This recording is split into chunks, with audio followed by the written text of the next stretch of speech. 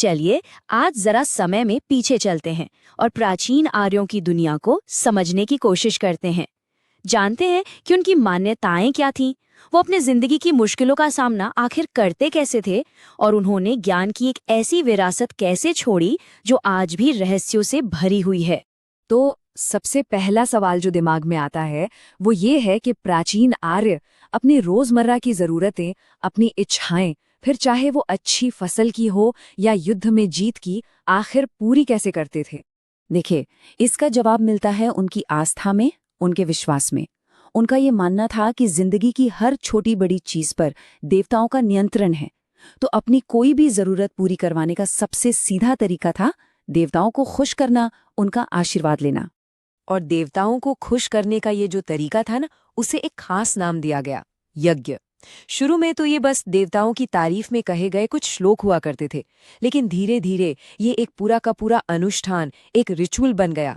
मतलब यज्ञ ही उनके और देवताओं के बीच बात करने का जरिया था। अब ये जो यज्ञ होते थे, उनका तरीका भी बड़ा दिलचस्प था। इसमें समाज के सभी लोग शामिल होते थे।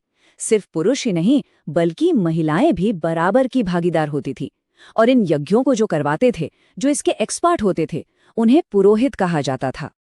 अब देखिए, उनके देवता तो कई थे, लेकिन उनमें से एक थे जो सबके फेवरेट थे, इंद्र। इंद्र को युद्ध और जीत का देवता माना जाता था। तो जब भी कोई लड़ाई होती तो इंद्र को खुश करने के लिए खास यज्ञ रखे जाते थे, ताकि उनकी कृपा बनी रहे और जीत हासिल हो। अच्छा, यहाँ पर एक बात समझना बहुत जरूरी है। यज्ञ मतलब वो पूरा रिचुअल जिसमें आहुति दी जाती थी, और दूसरी तरफ थे मंत्र या ऋचा, मतलब वो पवित्र शब्द जो उस यज्ञ को असल ताकत देते थे। तो अनुष्ठान और शब्द, ये दोनों मिलकर ही यज्ञ को पूरा करते थे। और यहीं से कहानी एक बहुत ही इंटरेस्टिंग मोड़ लेती है। समय के साथ इन सारे पावरफुल मंत्रों को, इन ऋचाओं को इकट्ठा किया गया और ज्ञान के इसी बहुत बड़े कलेक्शन को नाम दिया गया वेद। ये सिर्फ कोई एक किताब नहीं थी, बल्कि पीढ़ियों से चले आ रहे ज्ञान का एक पूरा खजाना था।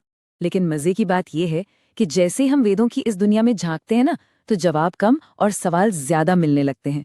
हमारे पास जो भी सोर्स हैं, वो हमें ये तो बताते हैं कि क्या होता था, पर कई जरूरी सवालों पर एकदम चुप हो जाते हैं।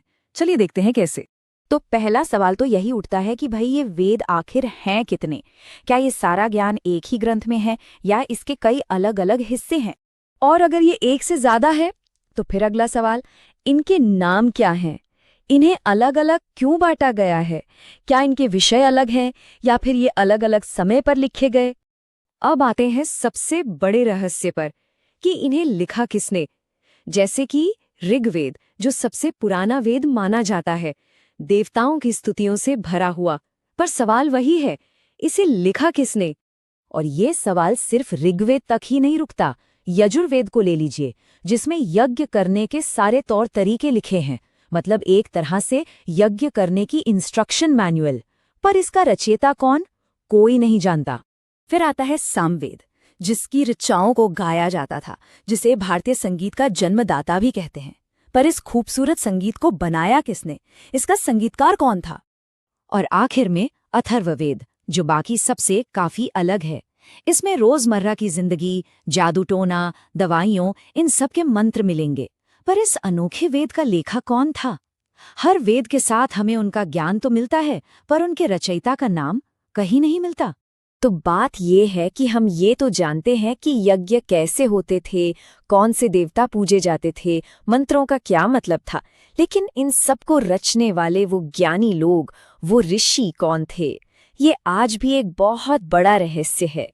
और यही वो सवाल है जो आज भी हमें सोचने पर मजबूर करता है। अगर हमें यही नहीं पता कि इन ग्रंथों को लिखा किसने, तो फिर इनकी असली कहानी क्या है, ये आए कहाँ से और हम तक पहुँचे कैसे? शायद ये एक ऐसी पहेली है जिसका जवाब हमेशा खोजा जाता रहेगा।